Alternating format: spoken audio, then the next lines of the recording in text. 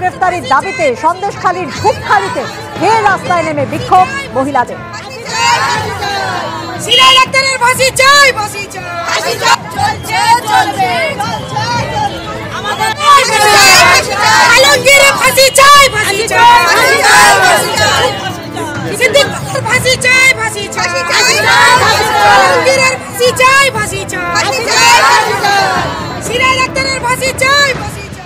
শাহজাহান শেখ গ্রেপ্তার হয়েছে, কিন্তু তার ভাই সিরাজউদ্দিন এখনো অধরা, বাকি আরো অভিযুক্ত তৃণমূল নেতারাও অধরা।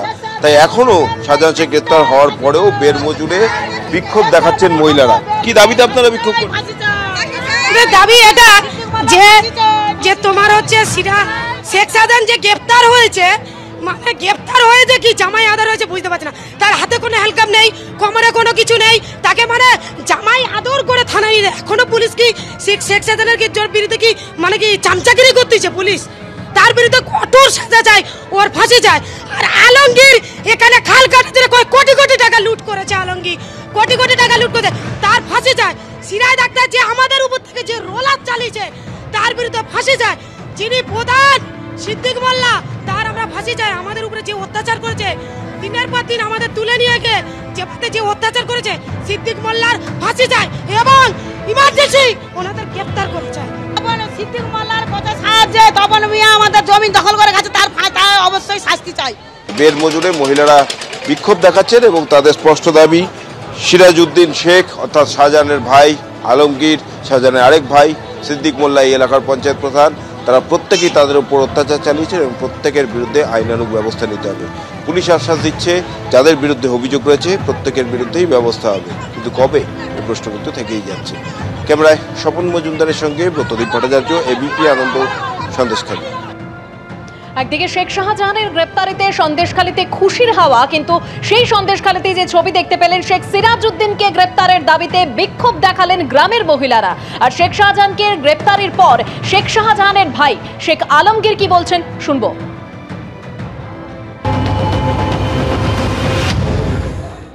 আমরা জানতাম না তিনি কোথায় আছেন, আমাদের সঙ্গে কোনো যোগাযোগ ছিল না। একটা বিষয় আমরা পারিবারিকভাবে আমরা মানবিকভাবে বা মনের দিকটা আমরা একটু হলাম যে তিনি আছেন এবং এলাকাতেই ছিলেন, রাজ্যের মধ্যে কোনো জায়গায় ছিলেন, যার জন্য আমরা এর আগেও দেখেছি বারে তিনি বিভিন্ন উকিল দিয়ে আগাম জামিনের জন্য চেষ্টা করছিলেন। অর্থাৎ পুলিশের কাজ করেছে, তার নামে যেসব অভিযোগ বা অ্যালিগেশনগুলো নিয়ে এসছে নিশ্চয়ই তার জাস্টিফাই হবে। পুলিশ দেখবে, প্রশাসন দেখবে এবং কোর্ট দেখবে। কোর্ট প্রমাণ করুক, যদি সে দোষী হয় অবশ্যই দোষী বলে আমরা পারিবারিকভাবে মেনে নেব। যাদের দোষী যদি না হয়, যারা মিথ্যেভাবে যে শ্লীলতাহানি, জমির লিজ না দেওয়া, মিথ্যেভাবে জমি অধিগ্রহণ করা, এই ধরনের অ্যালিগেশন যারা নিয়ে এসছে, আমরা পারিবারিকভাবে যদি এটা তারা প্রমাণ না করাতে পারে প্রত্যেকের বিরুদ্ধে আমরা মানহানির মামলা করব। আজকে আইনকে সম্মান দিয়ে, আইনের উপরে শ্রদ্ধা রেখে, ভরসা রেখেই বলবো আইন যেন সবার জন্য সমান হয়। একদিকে যেমন শেখ শাহজাহানের বাড়িতে বিনা নোটিশে ভোরবেলা ইডি চলে আসে, এসে কোনো তথ্য না পেয়ে ফিরে যেতে হয়, আর একদিকে আমরা সহ সারা রাজ্যে গোটা ভারতবর্ষের মানুষ দেখেছে রাজ্যের যারা এখন বড় বড় বিরোধী দলনেতা বলে নিজেদেরকে দাবি করেন, নিজেরা পদ হোল্ড করছেন, তাদেরকে দেখা গেছে হাতে করে টাকা নিতে দেখা গেছে। সেই জায়গায় দাঁড়িয়ে তাদের ওপরে কোনো আইনি প্রক্রিয়া নেওয়া হচ্ছে না।